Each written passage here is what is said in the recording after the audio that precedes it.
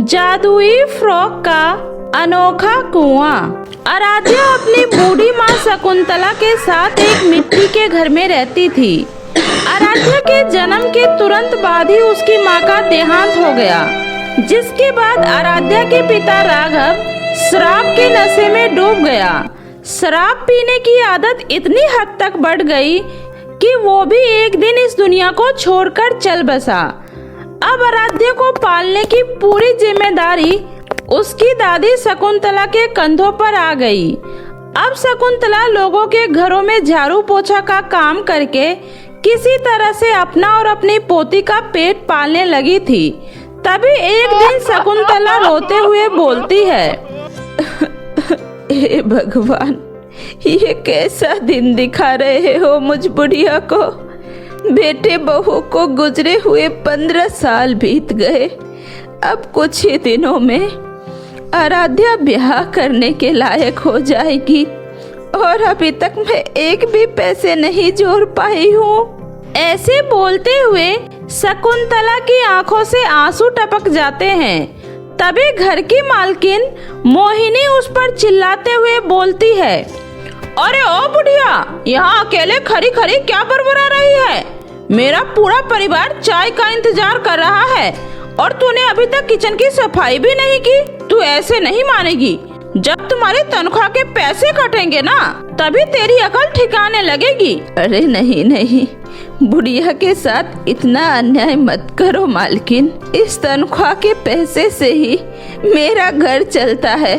मैं इन्हीं पैसों से अपनी पोती का पेट पालती हूँ। अगर आप मेरे पैसे काट लोगी तो मैं अपनी पोती का पेट कैसे पालूंगी? भाड़ में जाए तू और तेरी पोती। चुपचाप से जल्दी जल्दी अपना हाथ चला और सभी के लिए गर्मा गर्म चाय बनाकर लेकर आ।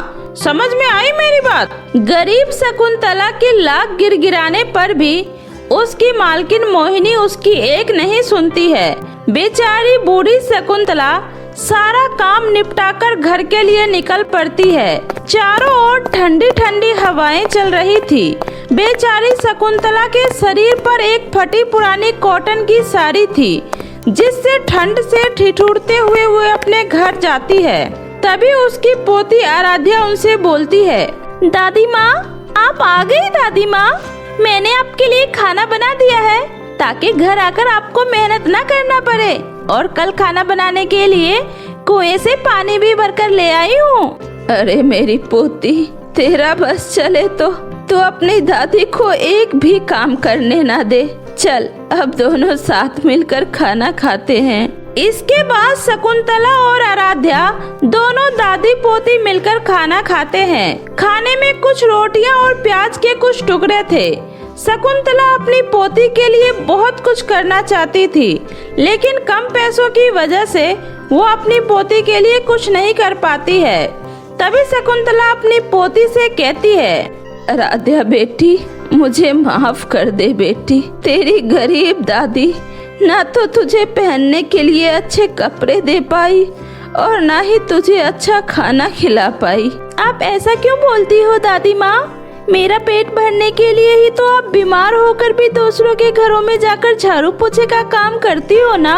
और फिर भूखे रहने से अच्छा तो 2 सूखी रोटियां भी मिल जाए तो वही काफी है। इसके बाद दोनों दादी पोती खा पीकर सो जाते हैं और फिर सुबह होते ही आराध्या अपनी दादी से बोलती है, दादी माँ देखो, सुबह हो गई, अब आप जल्दी से जग जाओ। आराध्या अपनी दादी को जगाने की कोशिश करती है, लेकिन शकुंतला ठंड लगने की वजह से इस दुनिया को छोड़कर जा चुकी थी।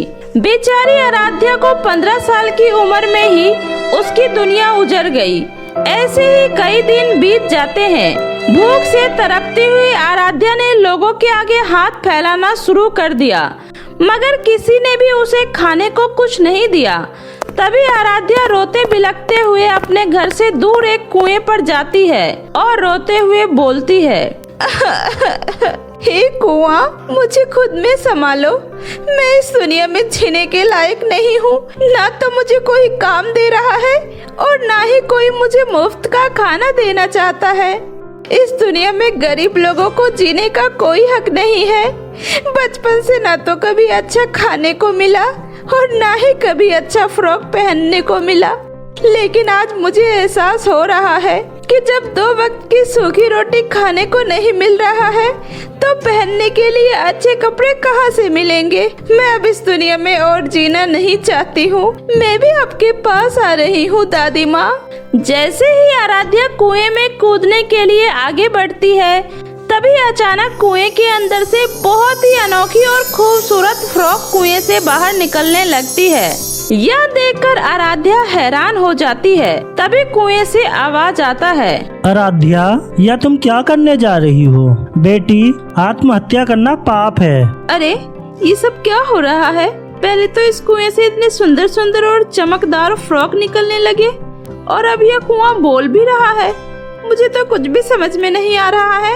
ये सब हो क्या रहा है? घबराओ नहीं आराध्या बेटी, मैं एक जादुई कुआं हूँ जिसके अंदर तुम लोगों की तरह ही जादुई फ्रॉक की दुनिया है। मैं तुम जैसे गरीब और लाचार लोगों की मदद करता हूँ। यह सभी फ्रॉक तुम ले लो और तुम इन्हें बेचकर तुम अपनी गरीबी दूर कर सकती हो। आपका बहुत बहुत धन्यवाद जादुई कुआं जी।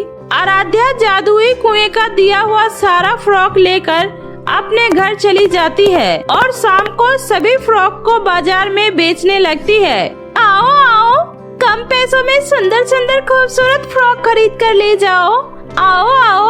आराध्या की आवाज सुनकर रीना नाम की एक औरत वहाँ पर आती है और उसके फ्रॉक को देखकर बोलती है, अरे वाह बिटिया, ये तो बहुत सुंदर सुंदर और खूबसूरत फ्रॉक है तुम्हारे। ये गुलाबी वाली फ्रॉक कितने की दे रही हो बिटिया? काकी, यह फ्रॉक केवल 500 का है। अरे वाह बिटिया, तुम तो इतने कम पैसों में इतना सुंदर सुंदर फ्रॉक बेच रही हो। हाँ काकी, इसी बहाने गरीब लोग भी कम पैसों में ही फ्रॉक खरीदकर अपनी बेटियों का शौक पूरा कर पाएंगे। रीना खुशी खुशी आराध्या से उसके फ्रॉक खरीद लेती है। ऐसे ही थोड़ी ही देर में उसके सारे फ्रॉक बिक जाते हैं। शाम को जैसे ही आराध्या घर लौटने को होती है, तभी उसके पास रास्ते में एक रोती बिलखती हुई लड़की आती है और उससे कहती है, दीदी मेरी मदद करो, कल मेरा जन्मदिन है और मेरे पिताजी के पास इतने पैसे भी नहीं है कि वो मुझे मेरे जन्मदिन पर एक फ्रॉक तक दिलवा सके। दीदी प्लीज मेरी मदद करो।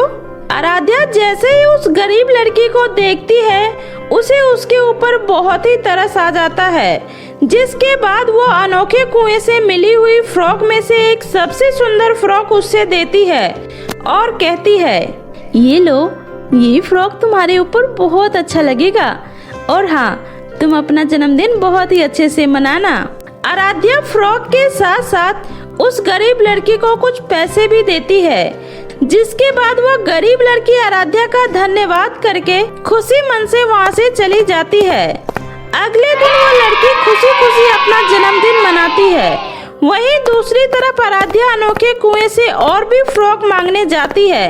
हे अनोखा कुआं, आपने मेरी बहुत मदद की, मैं आपकी आभारी हूँ, लेकिन आज मुझे आपसे और भी फ्रॉक चाहिए ताकि मैं उन्हें भी बाजार में बेचकर और भी गरीब और मजबूर लोगों की मदद कर सकूं, साथ ही अपना घर भी चला सकूं।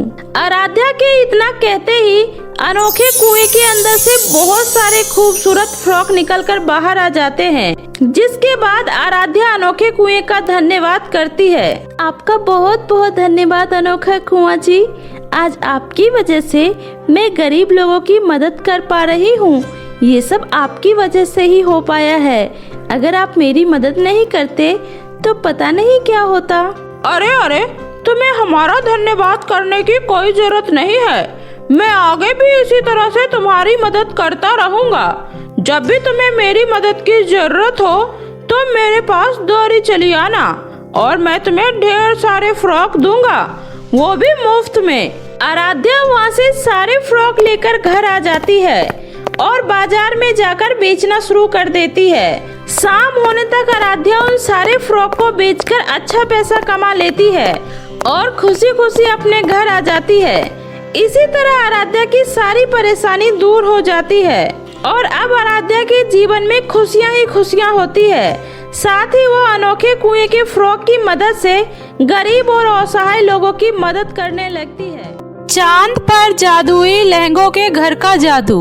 रामगढ़ एक बहुत ही खूबसूरत राज्य हुआ करता था, लेकिन कुछ सालों से मानो ऐसा लग रहा था कि जैसे रामगढ़ राज्य की खुशियों पर किसी बुरी शक्ति का प्रकोप लग गया हो। इन दिनों कहीं पर भी अचानक से आग लग जाती और फिर सब कुछ जलकर खाक हो जाता। उसके बाद वह आग पहले अपने आप ही बुझ जाती और फिर गायब हो जाती।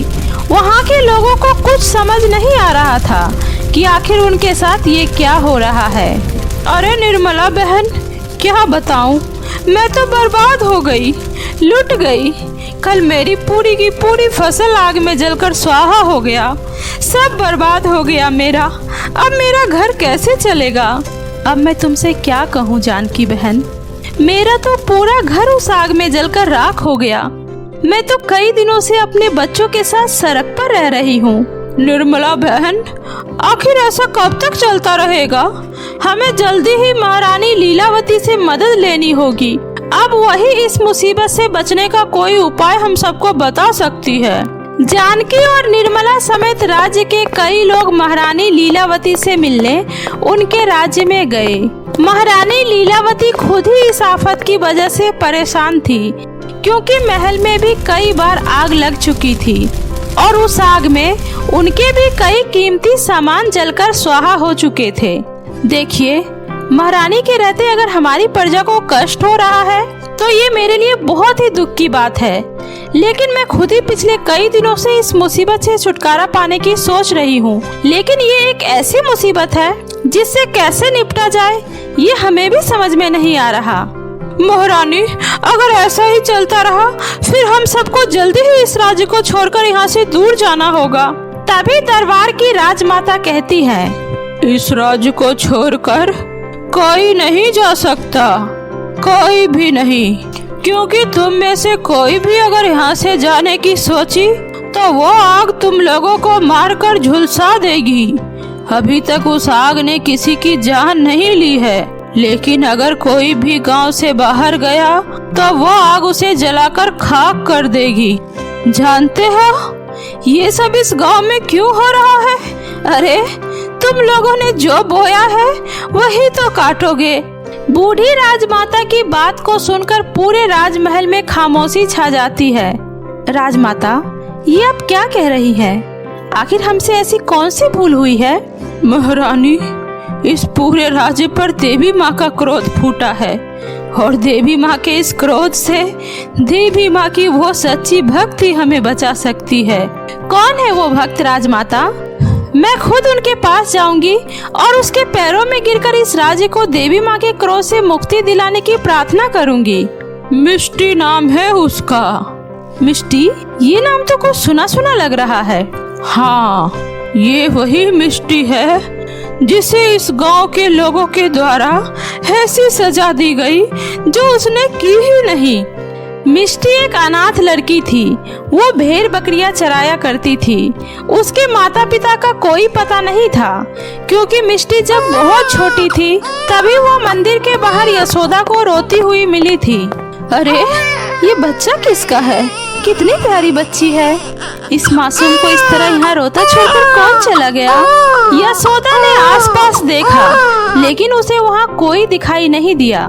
यशोदा उस बच्चे को अपने घर ले आई। यशोदा माँ दुर्गा की बहुत बड़ी भक्त थी। उसकी कोई औलाद नहीं थी। वो मिष्टी को ही अपनी बेटी की तरह पालने लगी। लेकिन जब मिष्टी 12 साल की हुई तो एक दिन यशोदा की भी मृत्यु हो गई और मिष्टी बेचारी एक बार फिर से अनाथ हो गई। यशोदा के मर जाने के बाद मिष्टी ही उसके भेड़ बकरियों को चराया करती थी। मिष्टी यशोदा के भेड़ बकरियों का बहुत ही अच्छे से ख्याल रखा करती थी। वो उसे हर दिन चराने ले जाया करती थी। देखो, जंगल में इधर उधर मत जाना, मेरे साथ ही रहना। चलो चलो। मिष्टी की भेड़ और बकरियां उसकी बात को बहुत अच्छे से सुनती थी।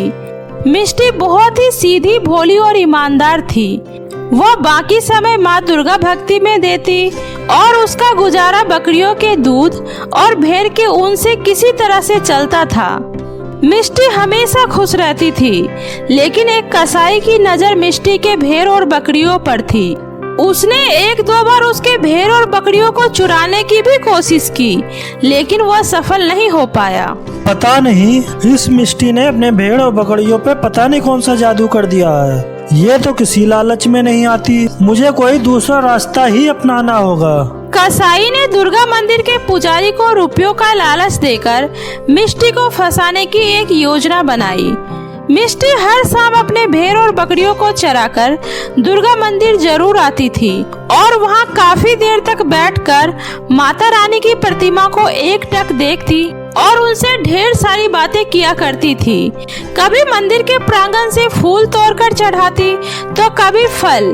यशोदा के जाने के बाद वह दुर्गा मैया को ही अपनी माँ मानकर हर सुख दुख उनसे बताया करती थी। उस शाम भी मिष्टी मंदिर में ही बैठी थी। तभी पुजारी जी जोर जोर से चिल्लाने लगते हैं, हाय, घोर अनर्थ हो गया। मंदिर में चोरी हो गई। माता के सारे आभूषण की चोरी हो गई। उस समय मिष्टी मंदिर में अकेली थी, इसलिए पुजारी ने चोरी का सारा इल्जाम मिष्टी पर लगा दिया और चिल्ला चिल्ला कर लोगों को इकट्ठा कर लिया। पुजारी जी, ये आप क्या बोल रहे हैं? मैंने कोई चोरी नहीं की है। मैं तो अभी अभी यहाँ आई थी। मैं चोर नहीं हूँ पुजारी जी। मैं भला माता का आभूषण क्यों चुराऊंगी? नहीं पुजारी जी, नहीं, मैं ऐसा पाप कभी नहीं कर सकती। अरे ये तो मेरी माँ है। ए लड़की, तू ज्यादा सीधी बनने की कोशिश मत कर। सीधा सीधा बता, आभूषण कहाँ है? लगता है ऐसे नहीं बोलेगी। इसे महारानी लीलावती के पास लेके चलो, अब वही इसको सजा देगी। बेचारी मिष्टी को क्या पता था कि वह किस तरह से साजिश का शिकार हो रही है। उसे महारानी के पास ले जाया गया। पुजारी, कसाई और गांव के लोग मिलकर मिष्टी को चोर साबित कर देते हैं। चोरी की सजा में महारानी उसे 100 कोड़े मारने की सजा देती है। मैंने कुछ नहीं किया, मुझे मत मारो, मुझ पर दया करो। मुझे छोड़ दो, मुझे मत मारो। राज्य के नियम के अनुसार मिष्टी को गांव से निकाला मिलता है। बिना किसी गलती के मिष्टी को सजा मिलती है। मिष्टी के जाते ही वह कसाई उसके सारे भेड़ और बकरियों को मारकर उसका मांस बेचकर बहुत से पैसे कमाता है। उधर मिष्टी दूसरे राज्य में तो चली जाती है, लेकिन उसे अपने भेड़ और बकरियों की बहुत याद आती है। एक दिन वह छुपकर अपने भेड़ बकरियों को देखने रामगढ़ राज्य आती है, लेकिन वहां आने के बाद उसे पता चलता है कि उसकी सारी भेड़ और बकरियां तो मारी गई। यह सुनकर मिष्टी को बहुत ही दुख होता है। हे दुर्गा मैया, तेरे होते हुए मुझे मेरी बिना गलती की सजा मिली। मेरे मासूम भेड़ बकरियों को भी सजा मिली। अब मैं जिंदा नहीं रहूंगी, मैं मर जाऊंगी। यह सोचकर मिष्टी आत्महत्या करने के लिए पहाड़ी पर चली जाती है। मिष्टी जैसे ही पहाड़ी से कूदने वाली थी, तभी एक परी ने उसे देख लिया और वह उसकी जान बचाती है। बेटी, आत्महत्या करना तो बहुत बड़ा पाप है। परी जी, मुझे इस जालिम दुनिया में जिंदा नहीं रहना। मेरा सब कुछ खत्म हो गया। प्लीज मुझे मर जाने दीजिए। मैं अब नहीं जीना चाहती, मुझे मर जाने दीजिए। परी ने मिष्टी को बहुत समझाया। मिष्टी परी की बात तो समझ गई, लेकिन वो अब इस दुनिया में नहीं रहना चाहती थी। परी जी, मैं आपकी बात मानकर आत्महत्या नहीं करूंगी, लेकिन अगर मैं यहाँ इस धरती पर रही तो पल पल मरती रहूंगी। मुझे आप यहाँ से कहीं दूर भेज दो प्लीज परी जी। धरती पे नहीं रहना है, फिर कहाँ रहना चाहती हो मिष्टी? मुझे नहीं पता, लेकिन इतनी दूर रहना है जहाँ कोई भी इंसान नहीं हो। ठीक है, मैं तुम्हें चांद पर बने जादुई लहंगों के घर में भेज देती हूँ। अब तुम वही सुकून से अपनी बाकी की बची हुई जिंदगी बिताना।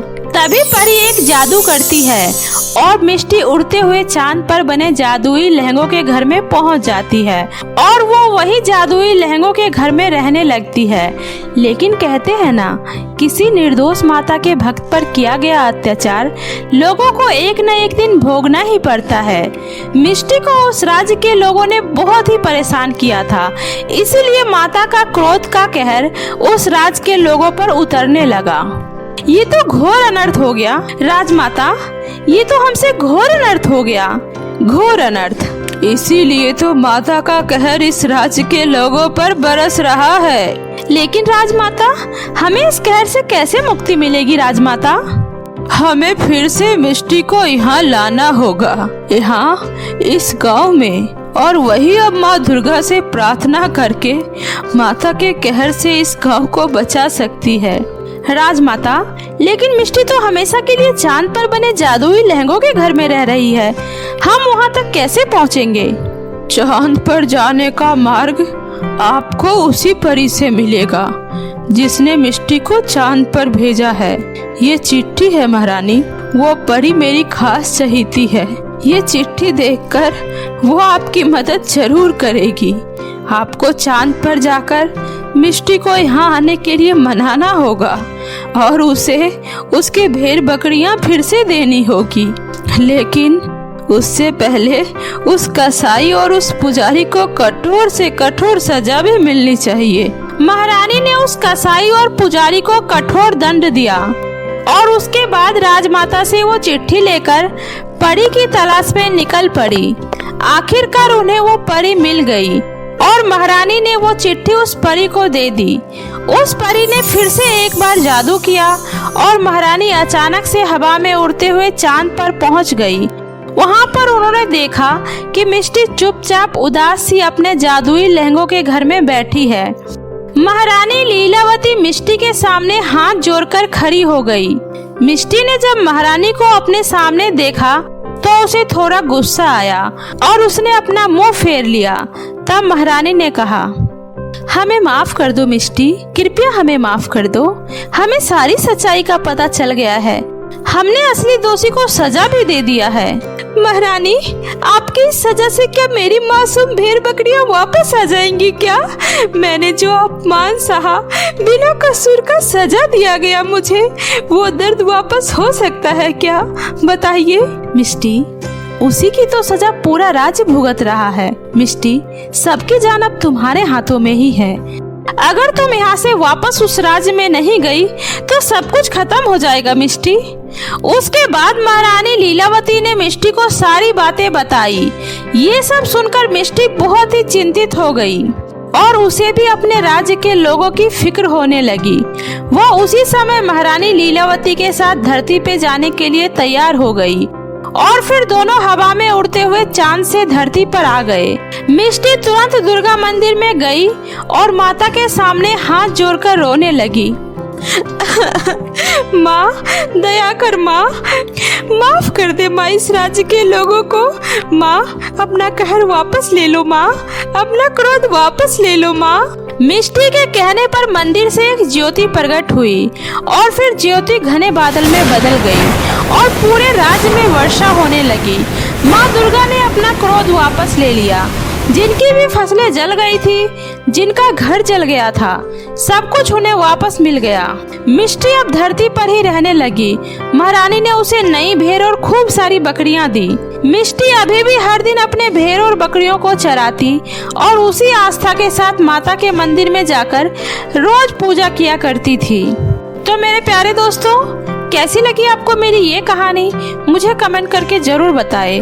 कहानी अच्छी लगी हो तो इसे अपने दोस्तों के साथ भी शेयर करें। और हाँ दोस्तों, अगर आपने अब तक मेरे चैनल जादुई टीवी को सब्सक्राइब नहीं किया है तो जल्दी से नीचे लाल बटन दबाकर अभी सब्सक्राइब कर ले। तो मिलती हूँ ऐसे ही फिर किसी नई मजेदार जादुई कहानी के साथ। तब तक अपना ध्यान रखें। बाय बाय दोस्तों।